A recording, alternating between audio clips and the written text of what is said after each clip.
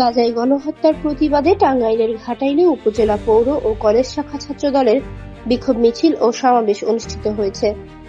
মঙ্গলবার বেলা 11টার সময় থেকে ছাত্রদলের বিভিন্ন ইউনিট থেকে নেতাকর্মীরা ঘাটাইল উপজেলা চত্বরে জড়ো হন। পরে একটি বিক্ষোভ মিছিল উপজেলা চত্বর থেকে বের হয়ে উপজেলার বিভিন্ন সড়ক প্রদক্ষিণ করে ঘাটাইল কলেজ মোড় চত্বরে এসে সংক্ষিপ্ত বিক্ষোভ সমাবেশ করেন ছাত্রদলের নেতাকর্মীরা। গাজায় যে গণহত্যা শুরু হয়েছে আমরা এর তীব্র নিন্দা জানাই এবং ঘাটাইল উপজেলা ছাত্রদল যে কোনো আন্দোলন সংগ্রামে ছিল, ভবিষ্যৎ আন্দোলন সংগ্রামে থাকবো, তাই আমি আহ্বান রাখতে চাই ঘাটাইল উপজেলা ছাত্রদলের পক্ষ থেকে দুনিয়ার মুসলিম এক হও, এই মুসলমান ঘুমিয়ে থাকবেন না, আপনারা যে করুন, যেভাবে গাজায় গণহত্যা শুরু হয়েছে এর তীব্র নিন্দা প্রতিবাদ জানাই